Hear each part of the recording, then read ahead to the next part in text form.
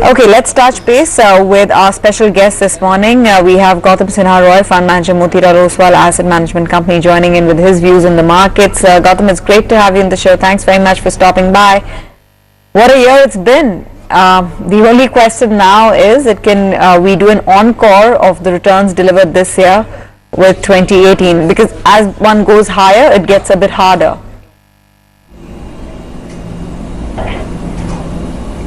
That's true, because we are exiting at very high valuations.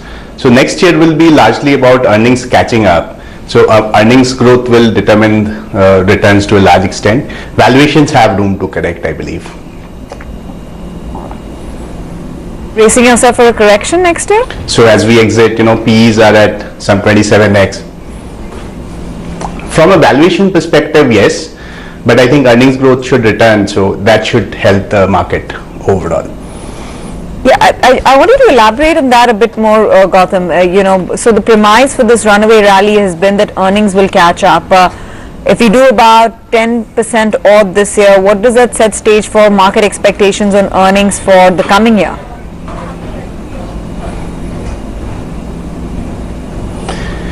I think around 20% is definitely being built in for next year. So if that is delivered, then market should largely remain flat or thereabouts. But there is room for P correction. Nifty 500 at 27x this year is probably at all-time high valuation. So from valuation perspective, P de-dating perspective, I think there is scope for the P's to come down, and next year would of course be a year of earnings also catching up. So it will be a fight between earnings catching up and valuations contracting. So let's see how the year ends, but it will be a very interesting year, given that valuations are high, but at the same time we're expecting earnings to rebound. Gautam, hi. 2017 has been a year wherein DIIs are the ones which have really led the markets. Is there any reason to believe that the DII participation could be challenged in 2018? Could there be a revival of any other asset class that one could see, or would you think that 2018 also equities are going to rule?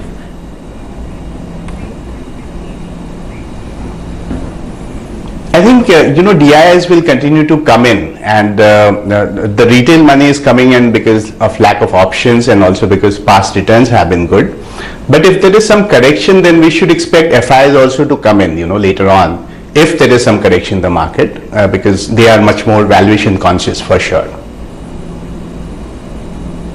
So, Gautam, what according to you would be the texture of the market going forward? Because of late you are seeing a sectoral churn take place, and that sectoral churn is happening at a very escalated, almost a 10-day interval. In the more near term though, where do you see a stronger earnings revival take place, and where do you think the market is going to find favor in terms of a sector move?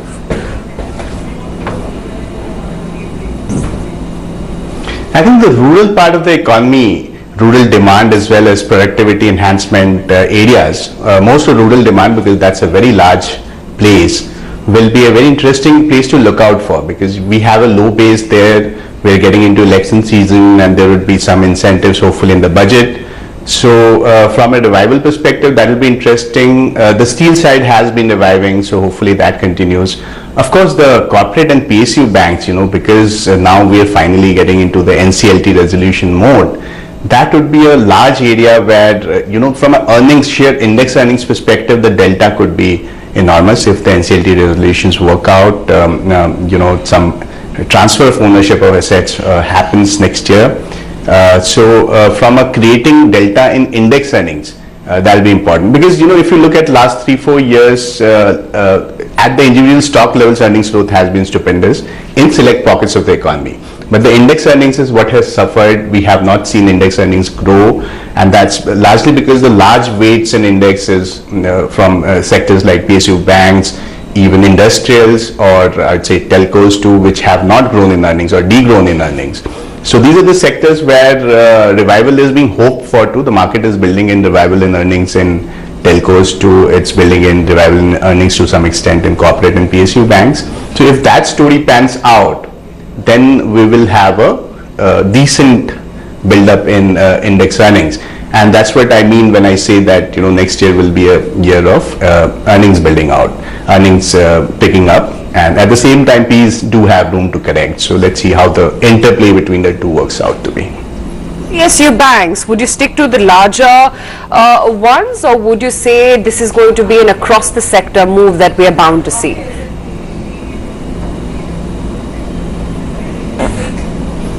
See, from an earnings perspective, it will actually be the reverse, because the ones that are more beaten down should revive more. So, if you look at the P&L of PSU banks, till the pre-provisioning profit level, I don't think there is too much of delta change happening, but below pre-provisioning profits, which is essentially the provisioning part, is where the major delta is going to happen.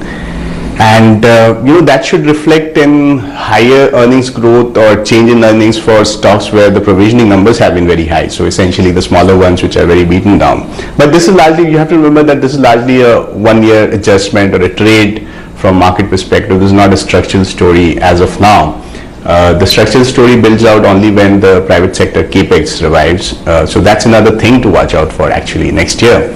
So if private sector capex also starts reviving towards the second half of next year, then and only then we'll see a much more structural story evolving in these PSU banks and corporate banks.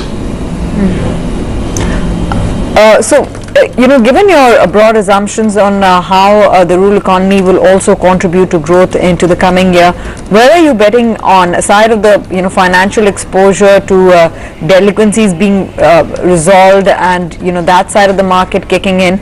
On the consumption side, what are your hopes?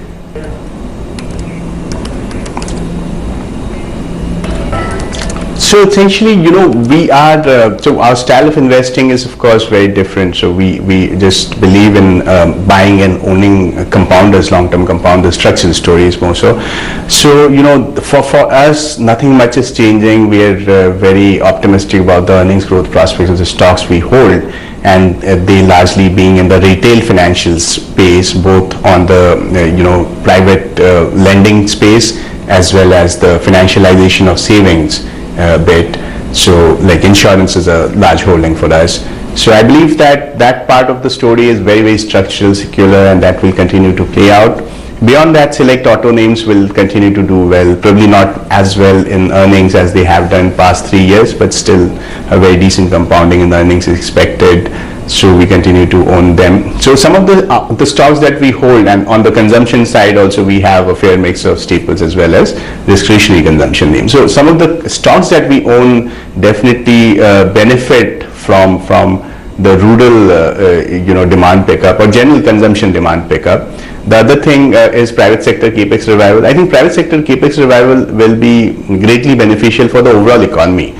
Not just for the corporate banks, which have the first derivative impact and they are benefited the most from a stock perspective, but it will be good for the entire economy from a growth perspective, from job creation, demand creation perspective. So that's something as a theme which will be very optimistic for any India portfolio manager.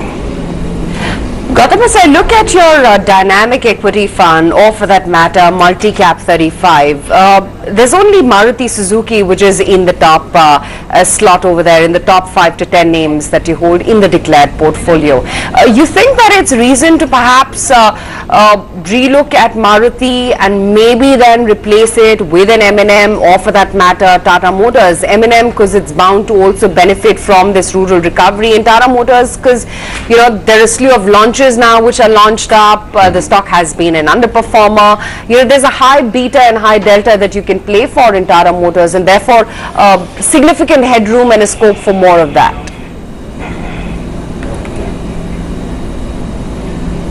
Yeah. So the interesting bit there is the way the car industry in India has evolved into being largely a single player dominated industry, just like the airline industry is.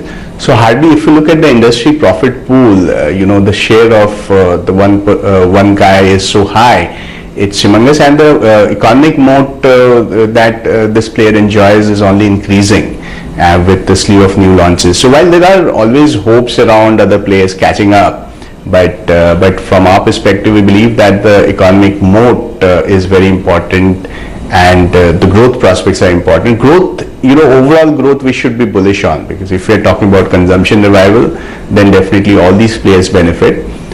Probably the players who have been more beaten down benefit more, but that tends to be a short-term play, But if you see the structural story, it's just not about growth, it's also about the economic mode that these companies enjoy.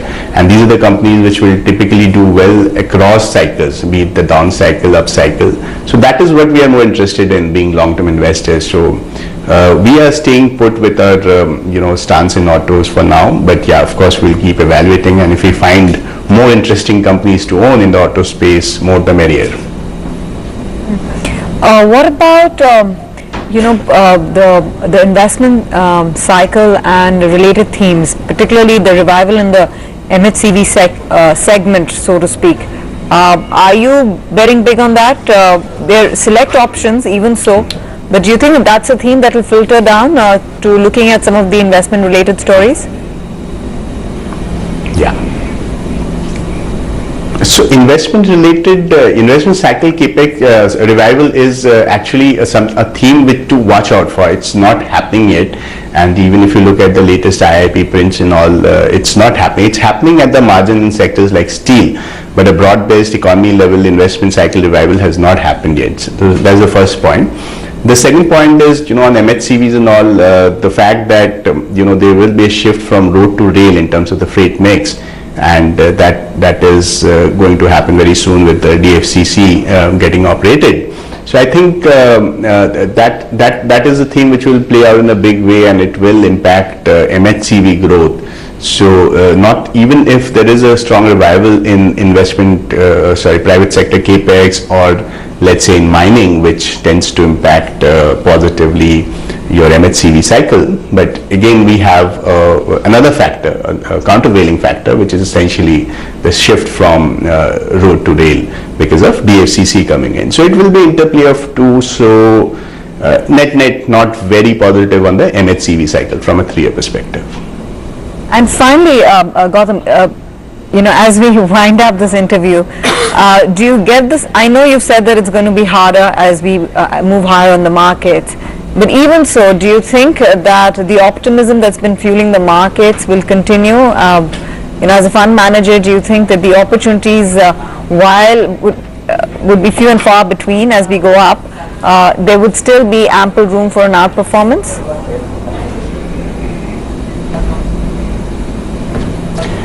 The outperformance is definitely, a very different game, but from a share market perspective, what worries me is when I look at many of these mid-cap stocks today, most of them are trading at very rich valuations, let's say 2 standard deviations above the long-term average, buying at 50 times current P is very normal.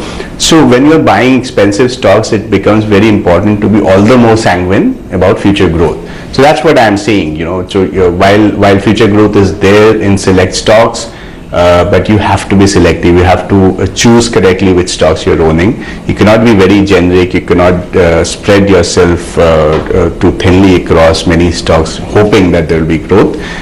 So this will be an interesting phase, I would say, from a stock selection perspective. And when the tide does go out, I mean the valuation P ratio being very high, that comes down or normalizes, which has to happen. It's a cyclical thing. Then the stocks where earnings growth has been good enough to compensate for the PET rating, they will stand out. So this is definitely a very interesting market to look for stocks, and you have to be very right about your earnings growth to get your stocks right. Great speaking with you, and here's wishing you and your entire team a happy new year from all of us.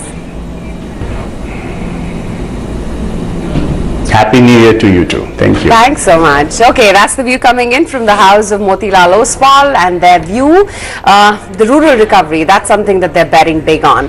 But talking about 2017 and how the year has been, aside of what the market has done, there's been a tremendous amount of uptick that you've seen in some of the individual companies.